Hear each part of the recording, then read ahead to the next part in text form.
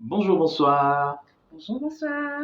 Bienvenue à ce tout nouveau numéro de Restez Unis. Restez Unis, cette émission qui vous propose des conseils, des astuces, mais aussi des partages autour des thèmes très intéressants et entrée au mariage. Et aujourd'hui, nous sommes déjà à notre 6e épisode, donc ça va quand même vite.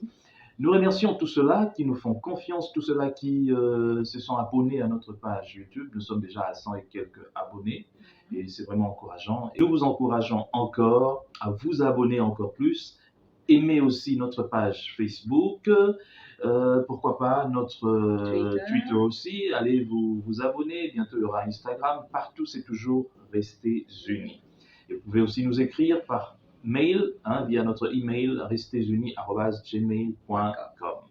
Aujourd'hui, Restez Unis pour notre 6e épisode vous propose un thème très intéressant que vous allez découvrir avec Tricia. Aujourd'hui, nous allons partager autour du thème aimer les enfants sans montrer de préférence.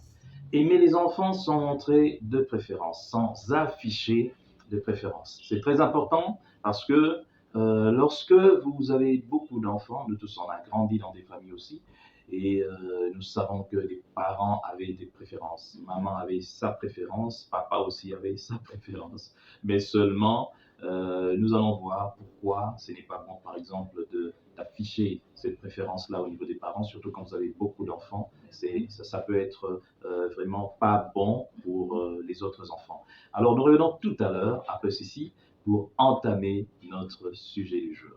À tout à l'heure.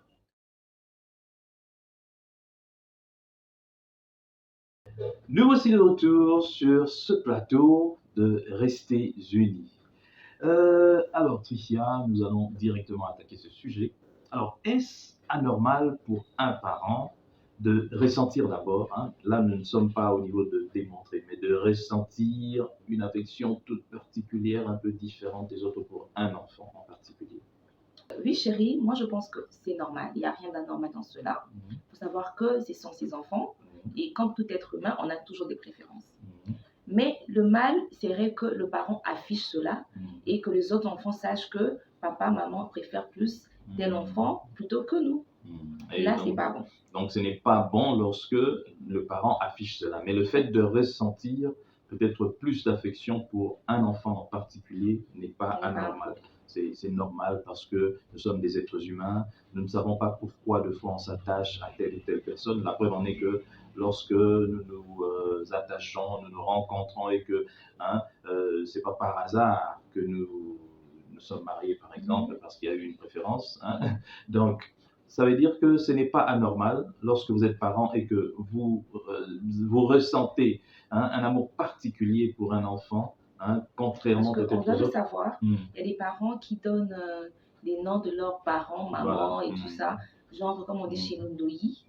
Donc l'enfant qui porte le nom de sa grand-mère, du côté paternel sur maternel, du coup ça peut pousser le parent à plus l'aimer. Donc, c'est pas anormal. Donc, c'est quelque chose de Donc, ça veut naturel. dire il y a, à part le fait que ce soit naturel, il y a aussi des raisons qui peuvent pousser les parents à aimer plus un enfant que les autres. Par exemple, tel que tu l'as dit avec les noms des grands-parents, ou alors quand l'enfant est très intelligent à l'école, par exemple, il est brillant, il fait la fierté des parents, les parents l'aiment beaucoup.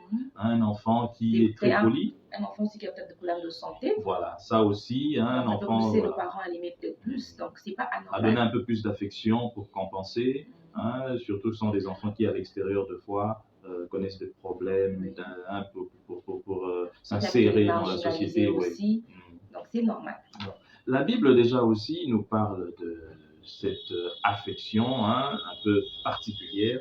Nous voyons dans Genèse 27 avec par exemple Rebecca et Jacob.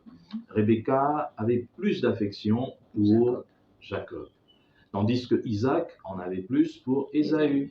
Et nous avons vu par la suite comment est-ce que Rebecca a tout fait pour que l'enfant qu'elle aimait plus puisse bénéficier de la bénédiction. Ça ne veut pas dire que Rebecca n'aimait pas Ésaü.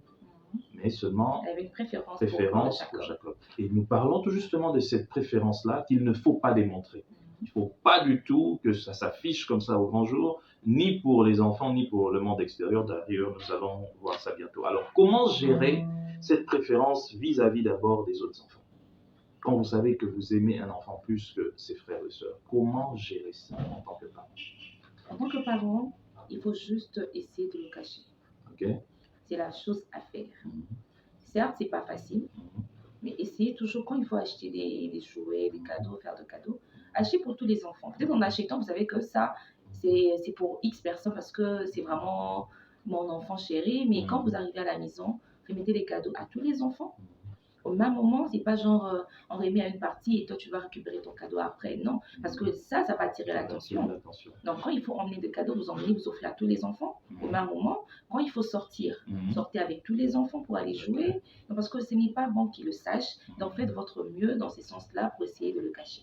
Et d'ailleurs, il y a aussi les compliments. Lorsque vous avez 2, 3 filles et que vous avez une fille que vous aimez plus que les autres, vous lui répétez chaque fois « ma fille chérie, je t'aime », tout ça, et que vous ne le dites pas aux autres. Ça vexer les autres. Ça vexe et puis ça crée des problèmes. Oui, parce qu'on peut avoir une fille qui est, admettons, plus belle, on a, admettons, 2 filles et une qui est plus belle que l'autre.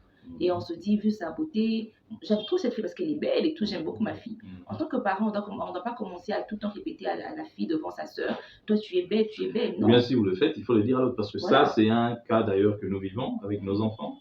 On a 2 filles.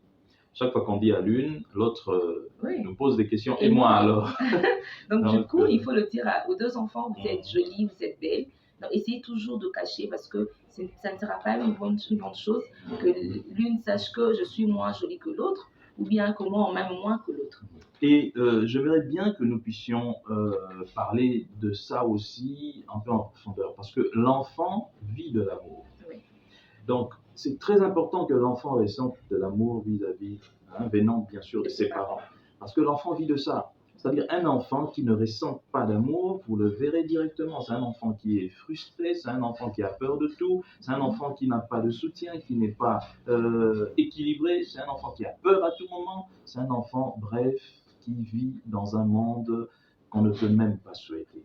Donc voilà pourquoi il est important, lorsque vous parlez de l'amour, lorsque vous parlez à cet enfant que vous aimez peut-être plus, il faut aussi nuancer les choses, il faut balancer, il faut chaque fois, surtout qu'ils sont encore petits, quand ils sont petits, il faut vraiment parler à tout le monde de la même manière. Alors pourquoi est-il si important de ne pas le montrer au monde extérieur? C'est-à-dire que j'aime tel enfant, bien que ce soit mes enfants, je les aime, j'aime tel plus que les autres, mais au monde extérieur. Ça rend l'enfant vulnérable.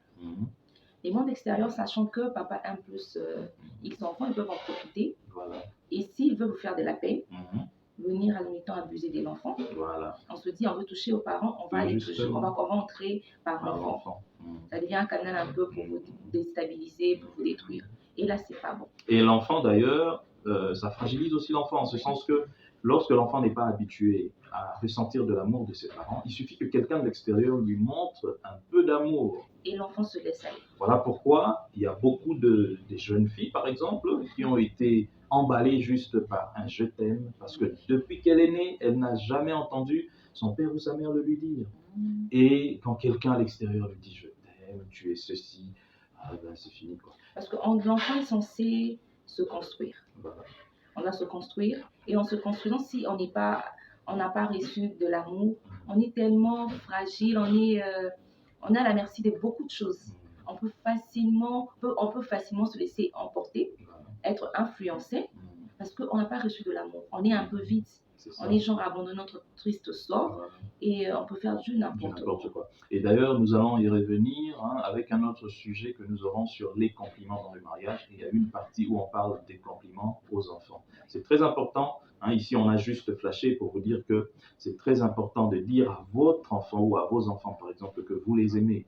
C'est important de leur dire qu'ils sont beaux. C'est important de leur dire qu'ils ont des qualités. C'est important de dire toutes ces choses parce que sachez que si vous ne le faites pas à l'extérieur, il y a quelqu'un qui le fait. Et si c'est une mauvaise personne, vous perdrez votre enfant comme ça facilement parce que maman et papa ne m'ont jamais dit que je suis beau, très beau. Je parle des enfants. Maman et papa ne m'ont jamais dit je t'aime, mais à l'extérieur, il y a quelqu'un qui chaque jour me dit je t'aime, tu es fantastique, tu es. Oh, faites attention, très attention. Et nous allons en finir en parlant un tout petit peu de ce phénomène enfant mal aimé. Enfant mal aimé, je pense que tu sais bien de quoi il s'agit. Oui, un enfant mal aimé, c'est comme on l'a dit, il n'a pas reçu de l'amour, il a grandi à son triste sort. C'est un enfant peut-être qui a peur à tout moment. C'est un enfant qui n'a pas confiance en lui-même. Donc, et ça, pourtant, c'est un enfant qui vit chez ses vrais parents. Mais seulement, il ne ressent pas l'amour parce qu'on ne lui donne pas cet amour. Et le plus souvent, il y a toujours une cause à cela. Nous avons entendu dans des mariages passés, chez nos parents par exemple, tel enfant, je ne voulais pas l'avoir. Voilà. Tu vois. Et l'enfant qui grandit, qui entend cela, il se dit, mais moi on m'aime pas. On m'aime pas parce que c'était pas prévu que je vienne au monde, mais je suis venu par accident. Et par accident, j'ai foutu en l'air les projets. Voilà, et un autre dira, non, si c'était pas à cause de toi, moi je ne serais pas marié, ou bien j'allais finir mes études, j'allais ceci. C'est parce que tu es venu. Ça crée des enfants mal aimés. Et ça crée de frustration en tout cas. Et ces enfants mal aimés, pour la plupart, finissent dans la rue. En fuyant, en fuguant, ça veut dire ils fuient la maison parce qu'ils ne ressentent pas l'amour. Et demain, dans la rue, on les appelle enfants sorciers, Kuluna. C'est vraiment dommage. C'est vraiment dommage, chers parents. Nous sommes responsables de tous nos enfants. Et bien, vous n'avez pas voulu avoir des enfants, mais ils sont venus comment? Il n'y a pas d'enfant par accident. Arrêtez avec ces mots enfant par accident. C'était un accident. Non, mais quand vous dites que c'était un accident, mais il y a déjà un enfant qui est là. Donc ça veut dire que cet enfant-là est un accident. Non, un accident où? À la route de Selemba ou... Alors, c'est tout pour aujourd'hui, je pense. Oui, est-ce qu'il y a quelque chose à dire de particulier? On va juste demander aux parents, comme on l'a dit tout au long de ce message.